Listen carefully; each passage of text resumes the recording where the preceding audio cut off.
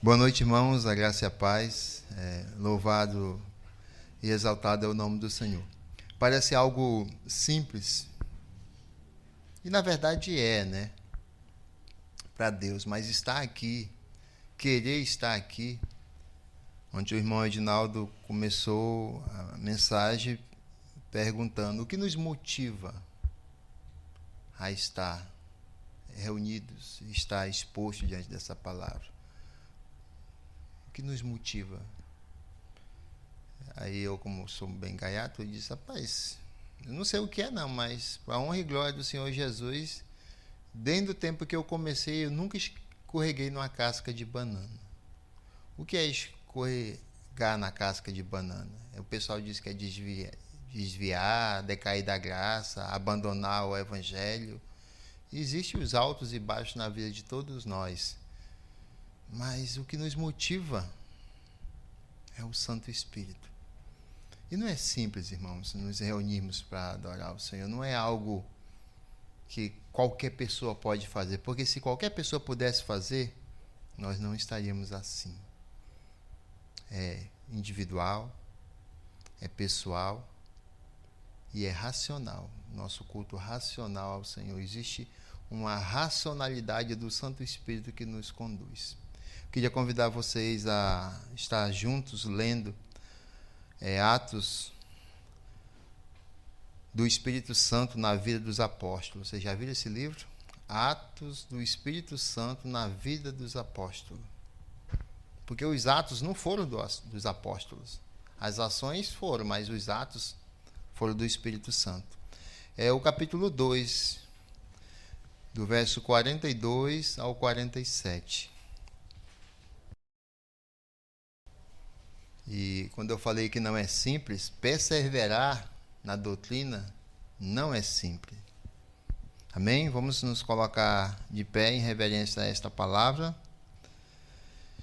Diz assim, até o 47. E perseveravam na doutrina dos apóstolos, e na comunhão, e no partir do pão, e nas orações. E em toda a alma havia temor. E muitas maravilhas e sinais se faziam pelos apóstolos. E todos os que criam estavam juntos, e tinham tudo em comum. E vendiam suas propriedades e bens, e repartiam com todos, segundo cada um havia de mister. E perseverando unânimes todos os dias no templo, e partindo pão em casa, comiam juntos, com alegria e singeleza de coração, louvando a Deus e caindo na graça de todo o povo. E todos os dias acrescentava o Senhor à igreja aqueles que se haviam de salvar.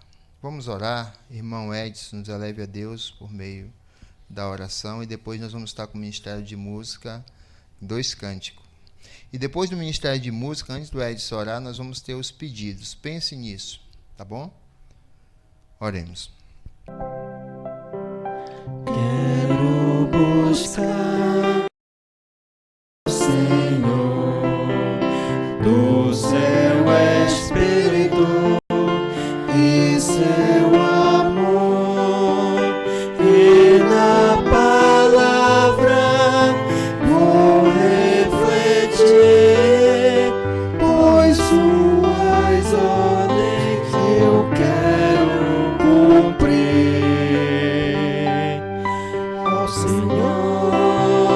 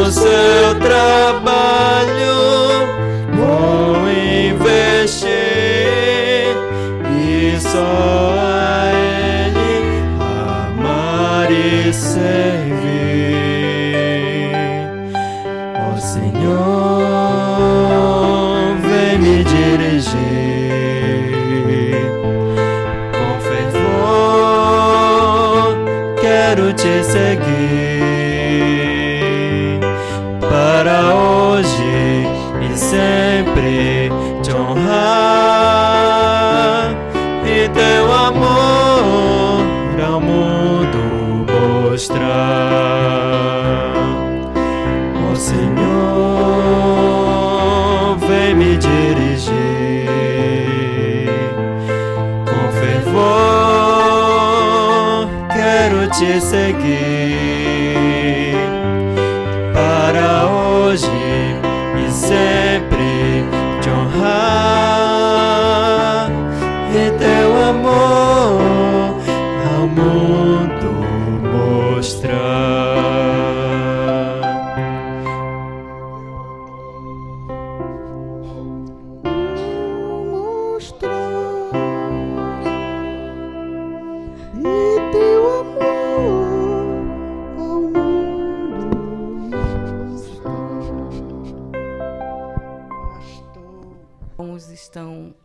Estarão louvando o refrão. Boa lembrança, irmã Socorro. Ou então a gente pode cantar o refrão e vocês vão cantar as estrofes.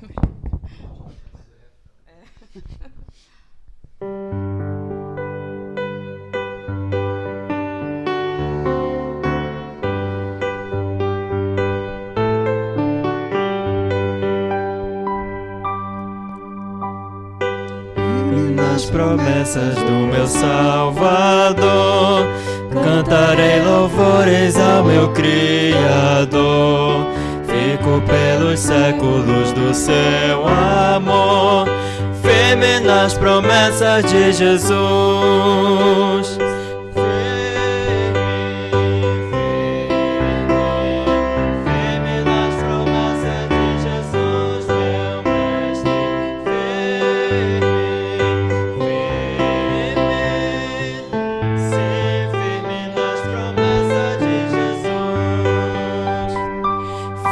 Nas promessas não irei falhar, vindas tempestades a me consternar, pelo verbo eterno eu hei de trabalhar, firme nas promessas de Jesus.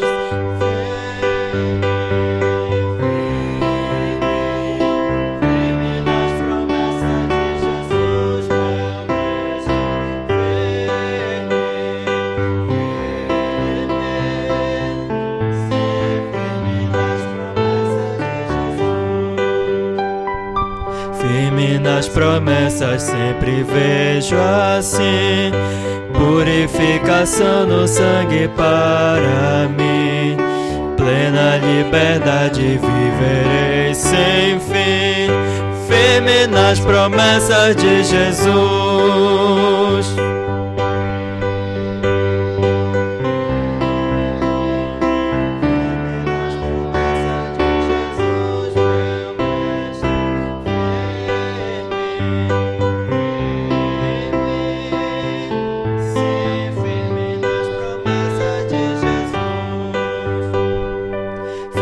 Nas promessas do Senhor Jesus, em amor ligado com a sua cruz, cada dia mais alegro-me na luz, firme nas promessas de Jesus.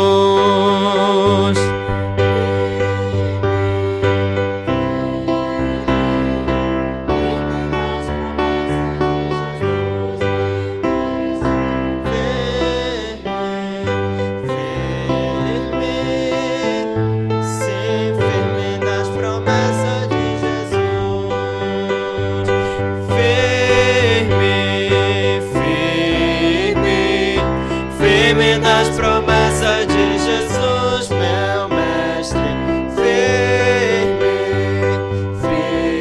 firme, sim, firme nas promessas de Jesus.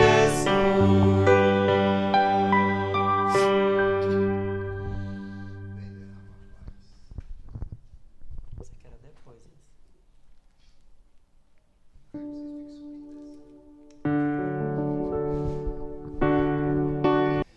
Capítulo 2,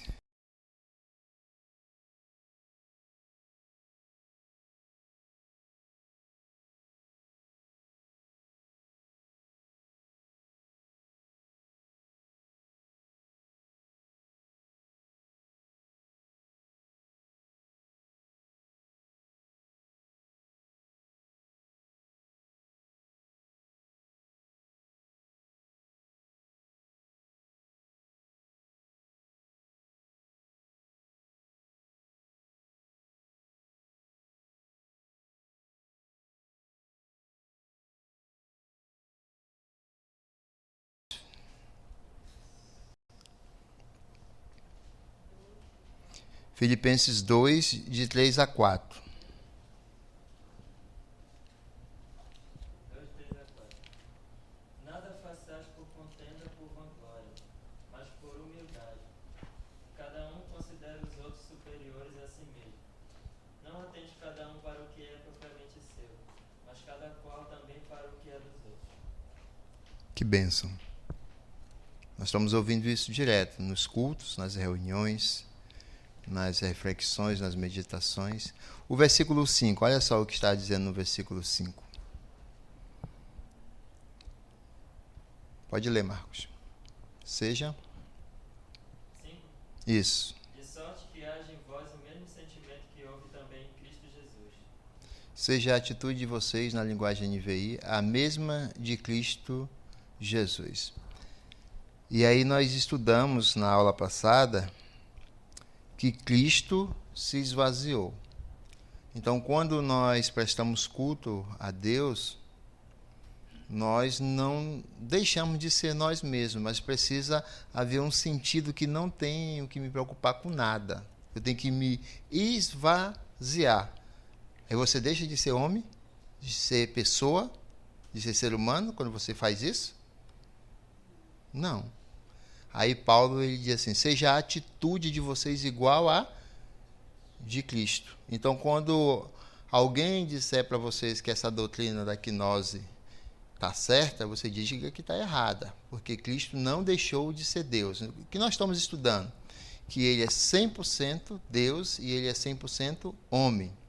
Então, quando nós nos esvaziamos, nós não deixamos de ser pessoas. Então, quando Cristo não agiu como Deus, sendo o próprio Deus, ele não deixou de ser Deus. Então, eu só quero recapitular isso para vocês, para que não fique nada em dúvida na mente de vocês.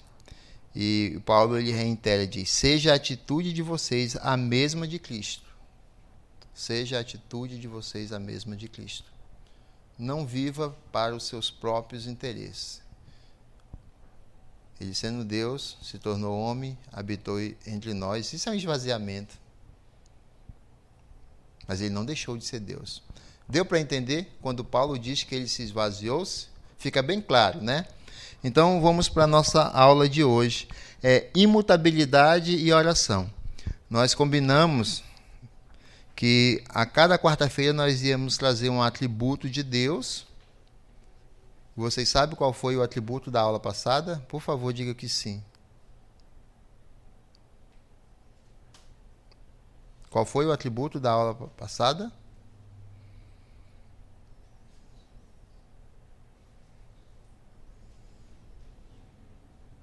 Muito bem. Qual é?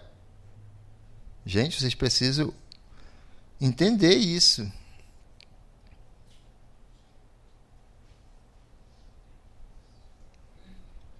Vocês podem me trazer isso na próxima aula? Hoje é imutabilidade, tá? O professor está falhando aqui. Ele não consegue passar nem essa mensagem sobre os atributos. Qual foi, Maria? Que tu nem veio na aula passada, mas tu sabe. Então tá empate com a Maria. Olha, imagina, os que vieram e os que não vieram sabem a mesma coisa. Então isso precisa nos preocupar, tá bom? O nosso estudo é sobre oração.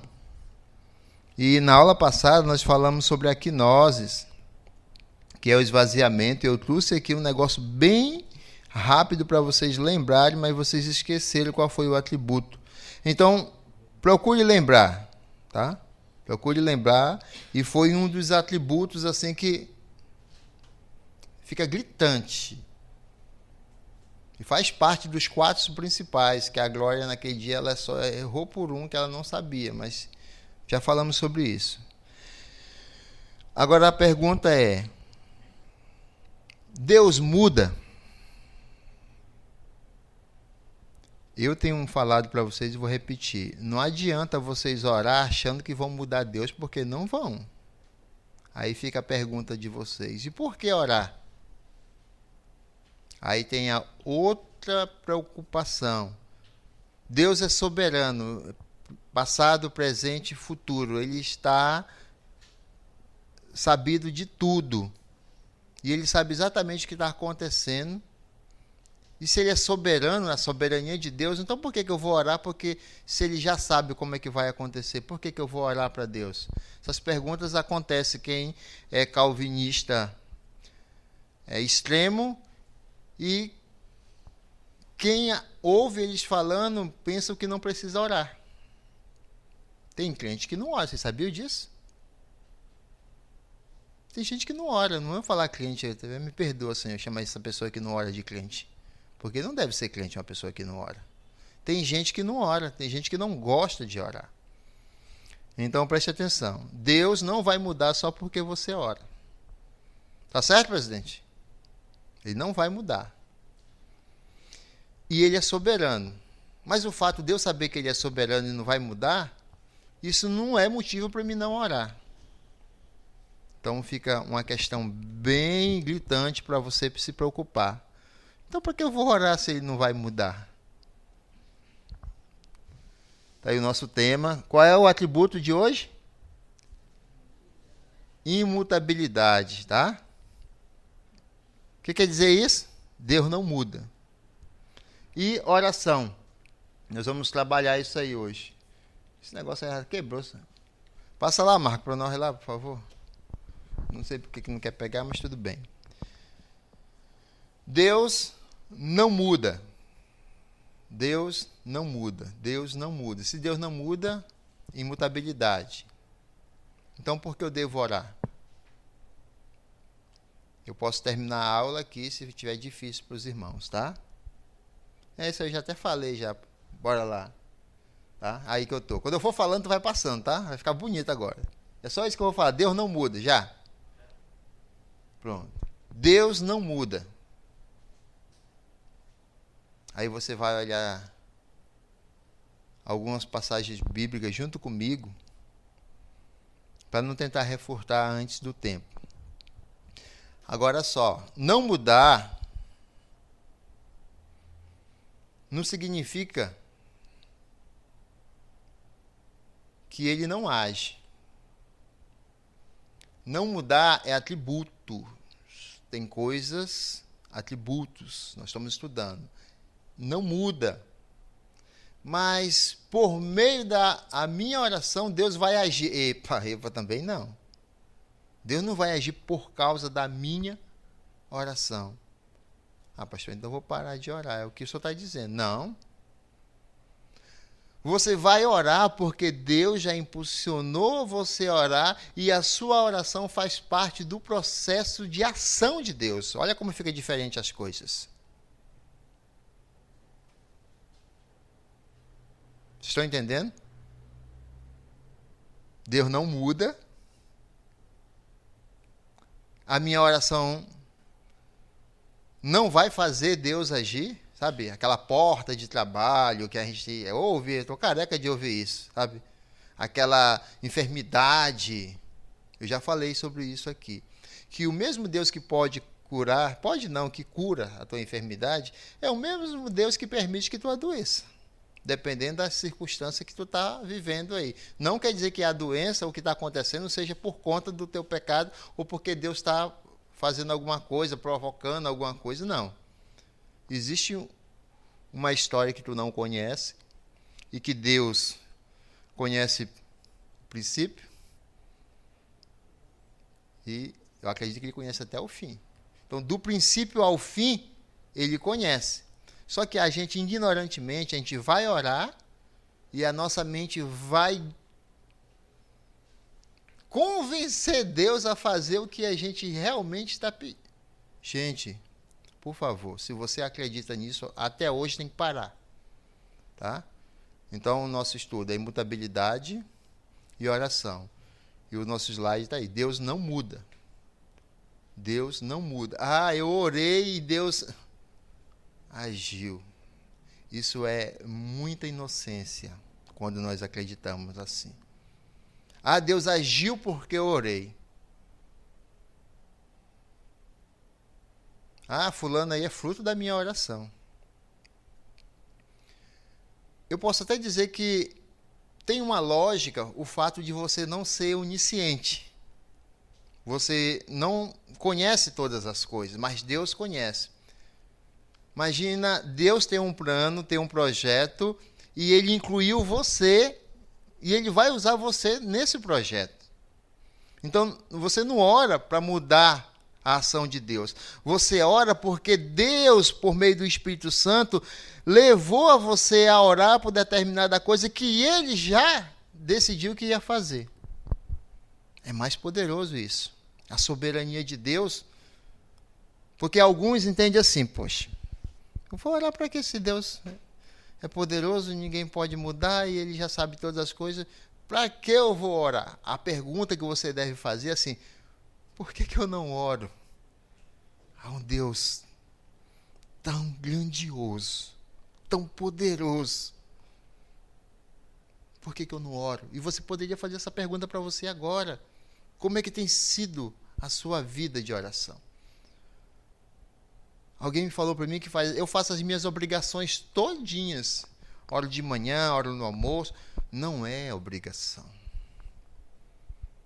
O Espírito Santo nos conduz a orar. Então, quando você não ora, quando você não tem relacionamento, nós já ensinamos aqui que orar não é falar com Deus. Orar é ter um relacionamento. Deus falou comigo por meio da sua palavra, eu falo com Deus por meio da oração, e Ele me responde. Aí Ele responde da maneira que Ele quer. Ele não vai ficar limitado a um tempo, a um método. Ele vai falar. E às vezes é quando você está orando mesmo, você só precisa prestar bastante atenção. Como seria isso? Espere. E sabe qual é o nosso problema? Falamos, e dizemos que estamos orando. E falamos, não dá tempo de Deus falar. E aí eu começo a falar sem conhecimento de causa, eu não tenho envolvimento com essa palavra. E às vezes tem algum sentimento que nós somos sensíveis mesmo, aí nós dizemos, Deus falou comigo. Bom, eu não vou desmentir, eu não vou duvidar que Deus possa ter falado com você. Mas desconfie, você pode desconfiar. Como é que Deus fala com você se você não tem relacionamento com Ele por meio da sua palavra? Então já andamos bastante. Deus não muda. E a minha oração não vai mudar Deus. Mas Deus vai me fazer entender que eu devo orar para entender como Ele está agindo, como é que Ele está fazendo. E Ele vai me dar esse entendimento. Tá bom? Então, para o crente saber que Deus não muda, só precisa orar. E não é para mudar Deus. É para entender o que Deus está fazendo. Deus está fazendo. Tá bom? Bora lá. Na Bíblia.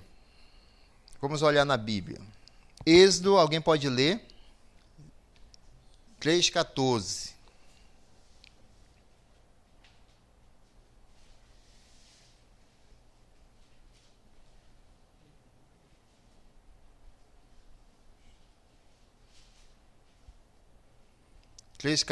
O eu sou aí.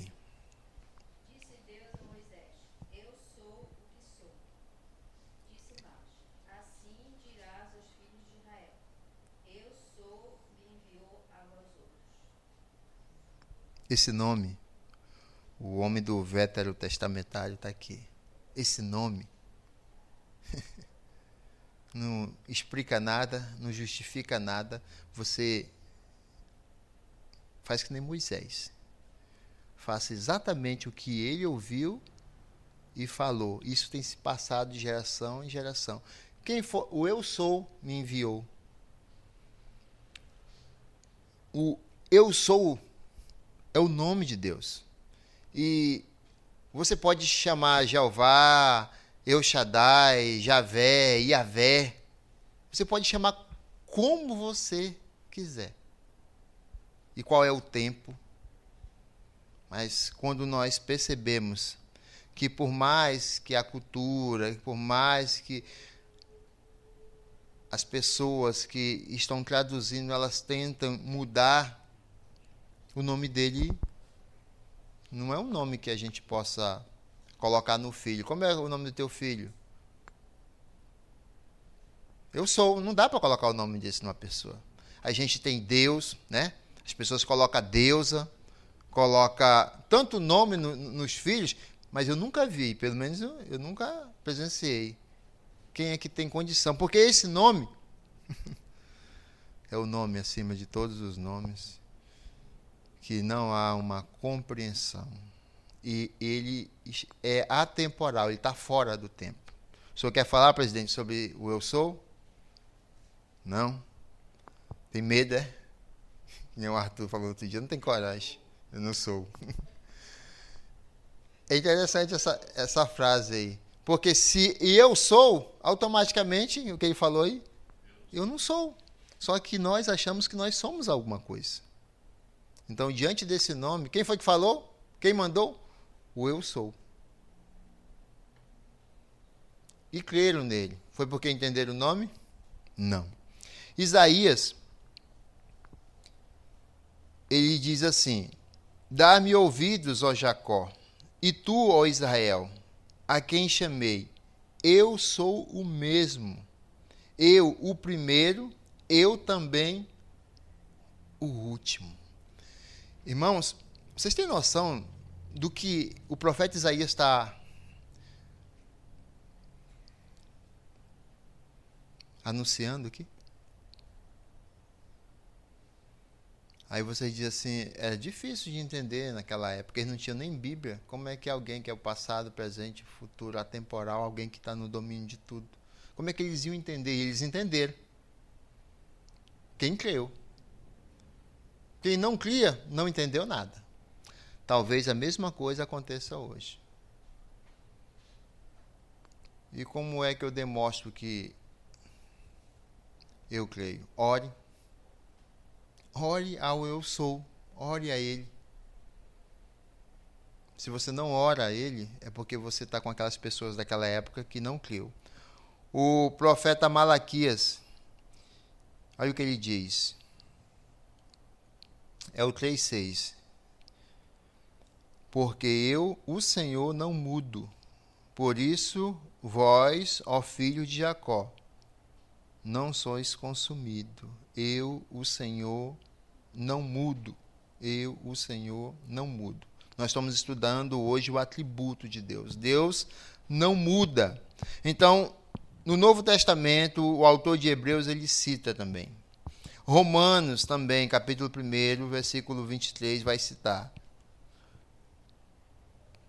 Deus não muda. Se nós formos olhar toda a Bíblia, vai nos apresentar essa questão. Agora, acompanha a palavra retórica e como é até divertido eu pensar assim. Se Deus não muda, quem precisa mudar? A minha mulher. O Marcos, a Aldalé. Não, se Deus não muda, quem precisa mudar sou eu que estou buscando a presença desse Deus. Aí eu vou usar essa aí, eu acho que em 2 anos eu vou usar essa aí. Eu sou e eu não sou.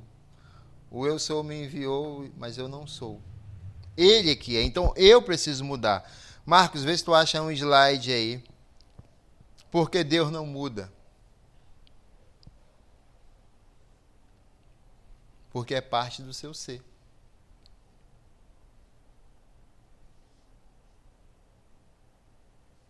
Quem criou Deus, quem ensinou Deus, quem o formou, qual foi o ventre que gerou. A gente precisa se preocupar com isso. Porque a gente sabe de onde a gente veio. E a gente foi concebido em pecado. E como é que Deus foi concebido? Pense nisso, faça essas perguntas para vocês. Não é pecado perguntar isso. E aí você se encontra com a resposta. E é Deus. Pronto, acabou-se. Não precisa explicar. Mas você precisa ter um modo, um método, um jeito, uma postura, um pensamento. Quando você pensar em Deus, já foi falado na EBD aí sobre o templo do Espírito Santo quando nós estudamos. Sobre o lugar santíssimo, sobre os utensílios. Estudamos sobre isso. Mas precisamos colocar isso em prática.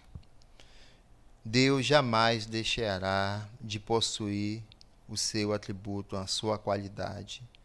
Ele será imutável, indivisível. E aí nós começamos com Jesus homem, Jesus Deus.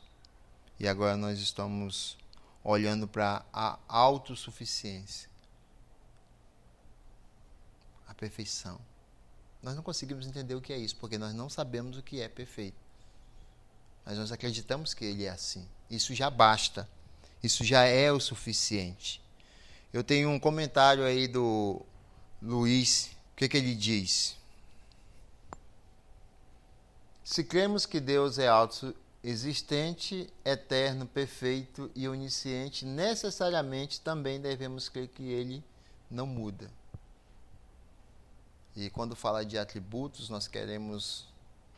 Olha uma coisa que nós queremos fazer. Deus é justo e, pensando em nós falamos que Deus é bonzinho. Justiça e bonzinho. Não, ele é bom. Ele é perfeitamente bom. Mas quando a gente diz assim, Deus é bonzinho, Deus sabe meu coração, ele não vai agir da maneira que você está idealizando. Ele vai agir do jeito... Na verdade, ele nem vai, já está agindo. Ele faz tudo do jeito dele. Ele só deve fidelidade a ele e a mais ninguém. Então, se nós cremos em tudo isso que esse teólogo sistemático nos apresenta, por que a gente não muda? É a pergunta mais prática que ele faz aqui. Por que a gente não muda? Porque se eu perguntar individualmente, você vai dizer que Deus é eterno, que Deus é perfeito, que Deus é onisciente. Você vai falar tudo isso. Agora imagina, aonde você está, o que você fez, como você se comporta. Ele está vendo tudo, ele está assim, ó. Qual é a razão para isso? Para me parar. Eu preciso parar.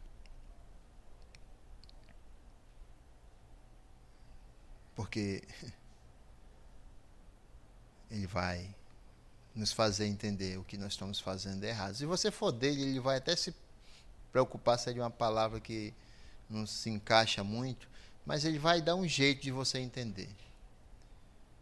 Se você não é dele, você não tem nem consciência do que você está fazendo. Você não rumina os erros, os acertos, você não consegue... Poxa, por que eu fiz isso? Oh, meu Deus, não era para me ter feito isso, me perdoa. Você, se estiver fazendo isso e parando, tranquilo. Agora, se você continuar fazendo... Outro comentário do Luiz aí, Marcos. O Bekoff, ele explica que, em virtude do atributo da imutabilidade, Deus é, não é que ele deve, Deus é exaltado acima de tudo e de todos. Em seu ser, em suas perfeições, nós precisamos entender que não é que eu devo adorar a Deus. Eu preciso, eu necessito, eu tenho uma necessidade, pois Ele é exaltado. Talvez eu não queira, mas Ele vai ser exaltado. Exaltado entre as nações, vai continuar sendo exaltado. E aí, se eu não quero, se você não quer, Ele não vai deixar de ser exaltado. A gente conhece isso sempre em alguns jargões que diz que Ele não vai deixar de ser Deus se eu não adorar. E essa é a verdade que nós conhecemos. Ele não vai deixar de ser Deus se você não adorar. Você foi feito para isso. Mas se você não adora, você foi feito para outra coisa. E vou até te dar uma dica, para queimar no fogo que arde. Se você não está fazendo o que você deve fazer, você vai servir Talvez já esteja até servindo para outra coisa. Então, eu tenho um comentário do Glune, mas eu queria que vocês atentassem para esses dois comentários que foi feito. E eu queria ler essa lâmina com vocês, mas eu queria que vocês pensassem nas mudanças.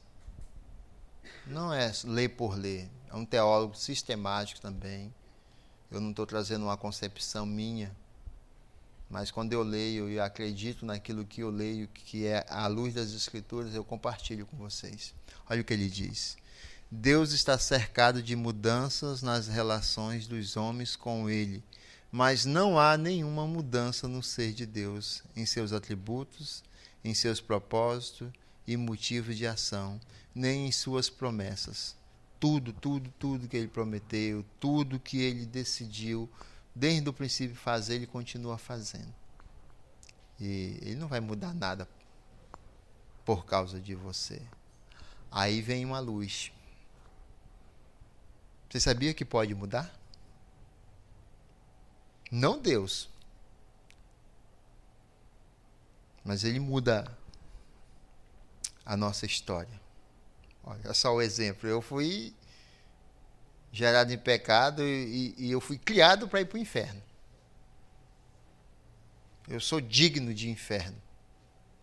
E eu estou repetindo todo o culto que eu vou ser o quê? Primeiro. Eu vou na primeira. Mas eu fui criado porque eu não sou Adão. O Adão que foi criado com todo o projeto. Eu nasci em pecado. Em pecado concebeu a minha mãe. Eu já nasci com 2 pés no inferno. Deixa eu revelar uma coisa do meu nascimento. Vocês nasceram de cabeça, não foi? Eu primeiro a cabeça, eu fui os pés. Então eu já nasci com 2 pés no inferno. E vocês que estão rindo aí, foi mergulhado de cabeça. Todo mundo merecia o inferno. Então, não mudou alguma coisa aí? Olha só, então, a esperança na oração, gente. A oração do aflito, do necessitado. Não vai mudar Deus.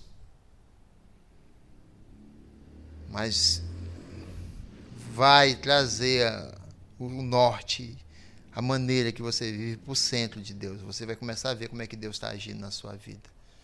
E aí nós vamos já chegar sobre o estudo, sobre a oração. Mas antes eu queria falar mais alguma coisa sobre a imutabilidade de Deus. Arrependimento de Deus. Vocês já ouviram falar que Deus se arrependeu? Como é que é isso, pastor? O senhor falou bonito, né? Falou bonito sobre a imutabilidade. Depois nos deu uma luz por meio da oração, que a gente vai falar agora. Mas Deus se arrependeu-se, gente. Está na Bíblia. Agora eu não entendi mais nada. Estava até entendendo, né, Glória? Pois é, agora Deus se arrependeu. Gênesis 6. Lá em Jonas 3:10, Provérbio 11:20. Bora ler o Salmo 18, 26 e o 27. Quem for bom de EBD já pode ler. Quando a gente falar que achou, pode ler.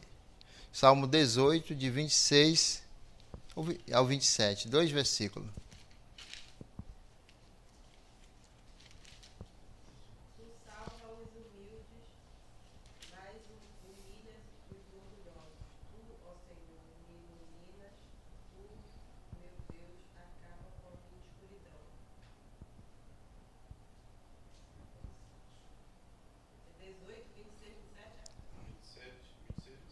Vinte e seis, 27. Ela leu qual? 27, 28. Só faltou o 26. Tu és puro para os que são puros, mas és inimigo dos que são maus. Tu salvas os humildes, mas humilha os orgulhosos. Tem 2 deuses aí? Parece que tem 2 deuses. Então, Bora entender essa questão dele se arrepender. E o Marcos colocou ainda agora sobre o que o Luiz falou, que Deus está cercado de mudanças nas relações dos homens com ele, mas não há nenhuma mudança no ser Deus, em seus atributos e em seus propósitos. Então Deus tem um propósito. Ele vai exaltar os humildes e vai... O quê? Os soberbos, o que os soberbos vão receber? Então preste atenção.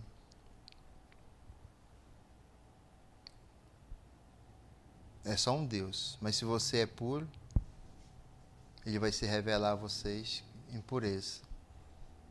Aos puros, ele se revela com pureza. É só um Deus.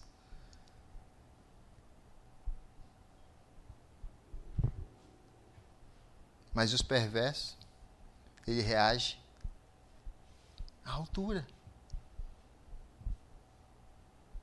Diz assim: aos amigos tudo, aos inimigos o rigor da lei. Eu pensei que aos inimigos nada. O rigor da lei. Com o rigor da lei. Senta puro. Meu Deus. O 28. Tu, Senhor, mantenha acesa a minha lâmpada e o meu Deus, ó meu Deus, e transforma em luz as minhas trevas. Então há uma esperança, gente. Só nós mudarmos, se nós estamos deparando aqui com um texto que Deus não muda. A gente vai falar sobre que Deus se arrependeu.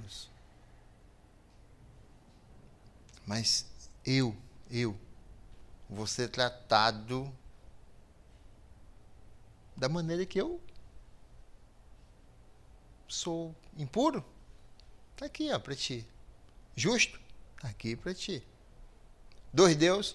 Um só Deus. Ah, pastor, então faz acepção de pessoa. Faz. Ele faz acepção de pessoa. Ele só quer os humildes, aqueles que se arrependem e aqueles que o buscam. Ele não tem compromisso com quem não busca, com quem não se arrepende. E aí a mudança, a hora da virada é agora. Deixa eu ler o que o Luiz... Quando eu falar Luiz é porque eu tenho dificuldade de falar o Bencorf, tá? Mas, em primeiro lugar, é preciso entender que em todas as passagens bíblicas em que isso ocorre, os escritores bíblicos simplesmente estão empregando uma linguagem antropopótica. Já ouviram isso? Não? Eu poderia falar antropológica, né? Mas ele é teólogo, sistemático, ele fala antropopótica. Popática. Tá? Eu tirei o acento aqui. Gente, o que ele quer dizer? Que os escritores não conseguiram entender o que Deus estava falando e a mudança que Deus se arrependeu de... Eles não entenderam. O arrependimento não existe para Deus. Existe para mim e para vocês. Nós conseguimos. Mas quando eu falei sobre o texto da Quinoses, que Jesus se esvaziou, e quando a gente diz que vai se esvaziar, a gente não vai deixar de ser humano. Então, foi numa linguagem... Como é o nome da linguagem, Glória? Repete aí.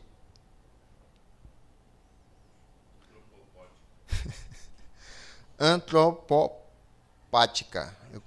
Tá? Para descrever os termos humanamente compreensíveis à relação do Deus infinito, perfeito, imutável, com relação às suas criaturas. Perfeito, ilimitado, se relacionando. Como é que a gente vai entender se a gente não tem noção do que é perfeito? E aí eles escreveram assim, que Deus arrependeu-se. Saiba como entender isso. A Bíblia explica a Bíblia e você sabe qual é o Deus da Bíblia. Então acredite, não vá com alguns estudiosos que vão tentar explicar isso aí. a Bíblia revela que Deus sempre age e não é por meio dos acontecimentos. Ele age da maneira que ele quer. Eu sou. Então, eu vou trazer, talvez na quarta-feira, um estudo completo sobre a questão do antropopática, sobre Deus se arrependeu. Hoje eu quero que vocês fiquem só com a imutabilidade de Deus. Ele não muda. Ele se arrependeu, pastor? Não, ele não se arrependeu. Pastor, mas está que Deus arrependeu o quê? Glória de fazer o quê? Marcos, por que devemos orar?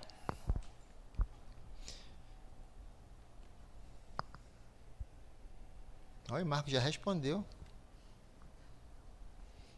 Devemos orar porque, antes de tudo, a oração é uma prática ordenada por Deus.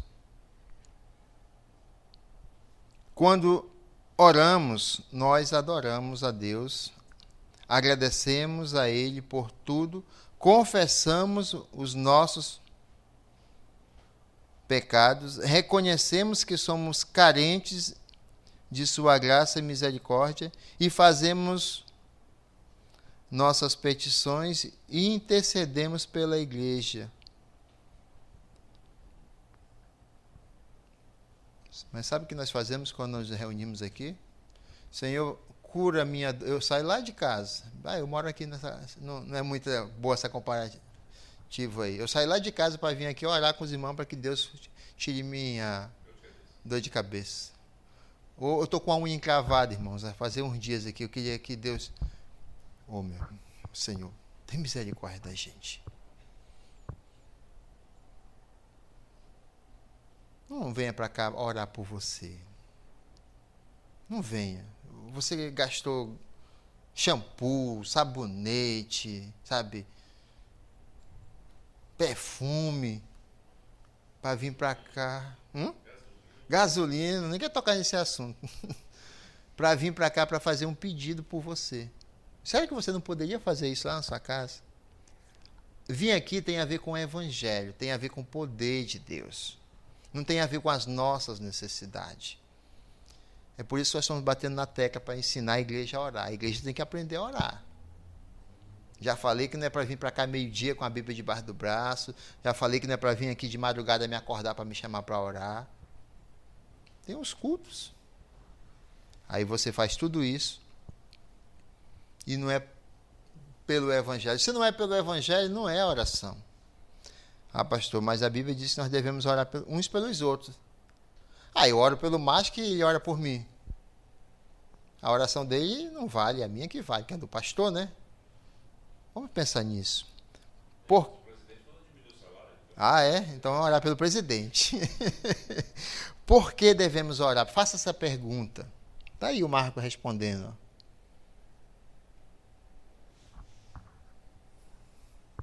É ordem.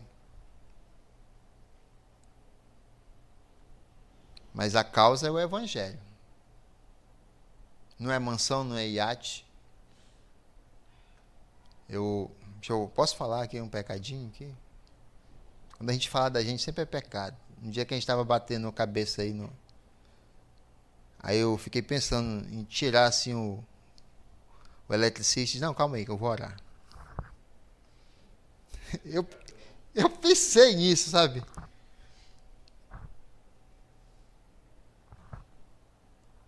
O que eu queria? Eu queria passar alguma coisa para ele, mas eu ia passar errado, porque as pessoas fazem isso. Se desse errado é porque eu não orei com fé. E como deu certo foi porque eu orei. Mas eu orei do mesmo jeito. Peguei, me retirei, deixei lá. Não deixei nem de ver. O problema é que a gente quer orar para se aparecer para os outros. A gente não quer orar porque a gente tem necessidade de compreender como é que Deus está trabalhando. Então, preste atenção nisso, meus irmãos. Paremos de orar pelos nossos próprios interesses e coloque o interesse dos outros em primeiro lugar. Ontem nós falamos, foi segunda-feira. Amar a Deus e ao próximo. Aí a gente diz que ama a Deus, esquece do próximo e dedica tempo a si mesmo. Então, cuidado com os rituais, cuidado com atos religiosos, muito cuidado com isso. Orar a Deus com fé implica justamente em confiar na dependência e, consequentemente, é o Grune que está falando isso, uma comunhão mais profunda com Ele. Você ora para ter comunhão mais profunda com Ele, relacionamento. Você não ora para conseguir alguma coisa de Deus. Você não ora para que as pessoas... Nós estamos orando aqui. Deus está sendo muito injusto com a Honorina. Deus malvado. Porque a gente ora e cada dia que passa complica o quadro clínico dela. Aí a Carmen...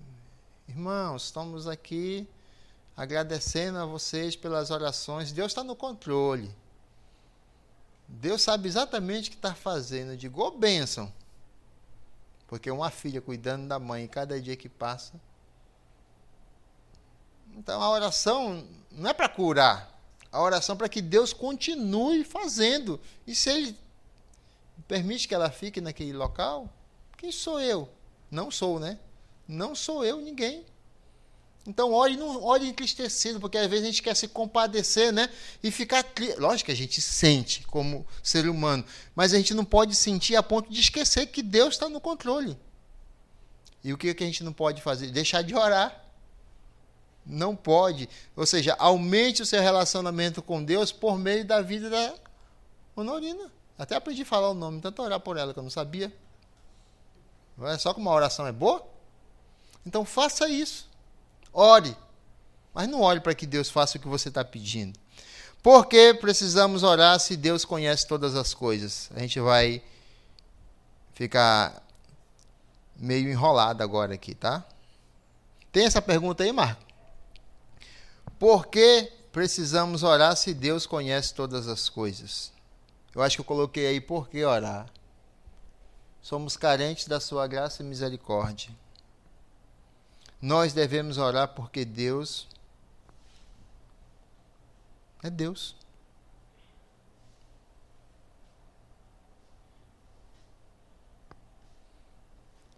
Os calvinistas extremos. Eu não vou orar porque Deus sabe todas as coisas. Deus é soberano. Não vou orar. Ele está no controle. Os crentes BCN. Eu vou orar porque Deus é soberano. Então, olha só como é muito fácil a gente entender. Deus é soberano, amém? Mas olha o que alguns fazem. Talvez você esteja nesse contexto. A Deus que sabe meu coração, eu confio em Deus, Deus está no controle, seja o que Deus quiser. Talvez vocês tenham essas frases. Não vou orar, porque Deus é que sabe. Não, está na mão de Deus, não vou orar. Agora, eu vou orar porque Deus que sabe.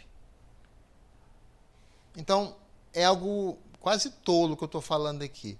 Deus é soberano, todo mundo concordou. Mas eu não vou orar porque Deus é que sabe, e eu vou orar porque Deus é que sabe. Quem é que vocês acham que vai ganhar com isso aí? Em comunhão, em relacionamento? Você, que vai orar. Deus vai continuar sendo soberano. Mas você, no mínimo, vai aprender a falar o nome de quem está orando. Veio do Glune aí. Chegou a hora do Glune. Passei 4 anos e não aprendi a falar o nome desse homem. O que ele diz? Através da oração, Deus permite que possamos participar de atividades que são de importância eterna. Eita.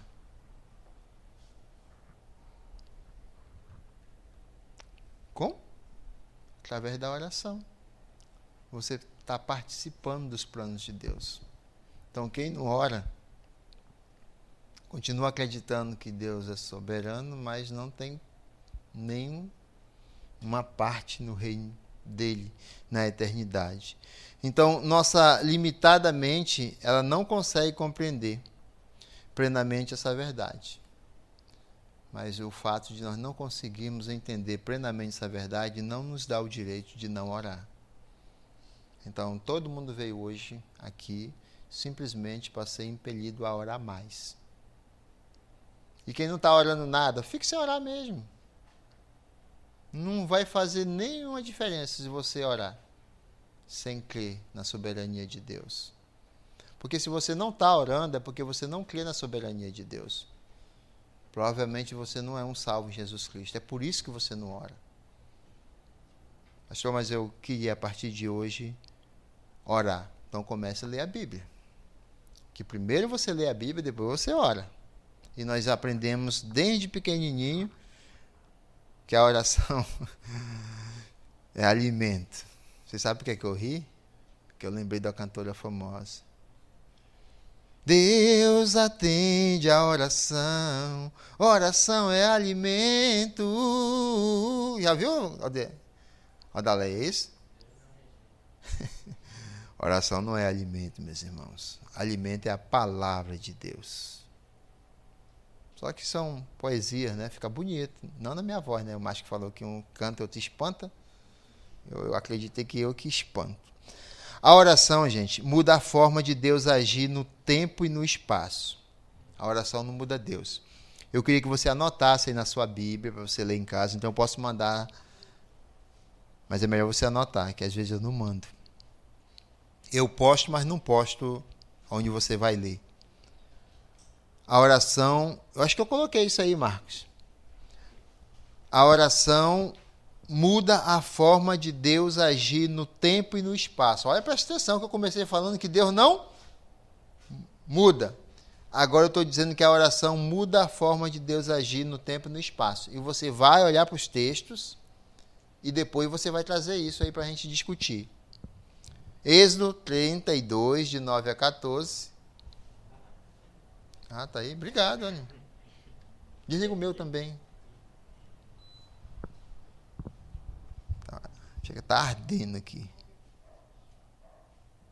Desligaram o ventilador. Quem pode dizer um amém? Segunda Crônica, tá tudo aí, né? Então, examine esse texto e na próxima quarta nós vamos conversar. Porque assim, eu estou indo numa discrepância muito grande. Eu comecei falando que Deus não muda. E agora eu estou dizendo, a oração muda a forma de Deus agir. Tá? Aí eu queria que você me esclarecesse, porque eu acho que eu não estou entendendo a aula que eu estou dando. Porque começa dizendo que Deus não muda e termina dizendo que Deus muda a forma de agir. Tá? Então, estude esses textos. Se não tiver satisfeito, eu não coloquei aí, mas tem Jó. 42:2. Coloquei aí? Coloquei. Fiz bem o dever de casa. Ele não altera o... já dei a... Tira isso daí, Marco, por favor. Coloca não. Tira só rápido. Obrigado. Deixa aqui. Porque aí já está a resposta. Que Deus tenha misericórdia da minha vida. E o Luiz Bancoff, ele diz assim: orar ao Deus que é soberano sobre todas as coisas é um conforto. Orar ao Deus que é soberano sobre todas as coisas é um conforto. Eu queria que você fizesse essa experiência, tentasse hoje ser confortado pelo Senhor. Eu não sei qual é o teu problema, qual é a tua dificuldade. Eu nem quero saber. E nem me conte, que eu tenho até raiva de quem sabe. Mas eu queria que você tivesse essa experiência e fosse confortado. Imagina, ser confortado pelo Senhor. Deus escuta exatamente aquilo que Ele... Olha, presta atenção. Deus escuta exatamente aquilo que Ele determinou desde a eternidade. Ele executa, mas vocês estão escutando, estão lendo. E no meu está escrito executa aqui também. Que Deus, vamos ficar de pé e pense em alguma situação que não seja da sua família, que não seja da sua mãe, do seu pai, nem de você. Curve sua cabeça e ore. Nós temos muitos assuntos, muitas coisas para estarmos orando. E se você quiser orar por você,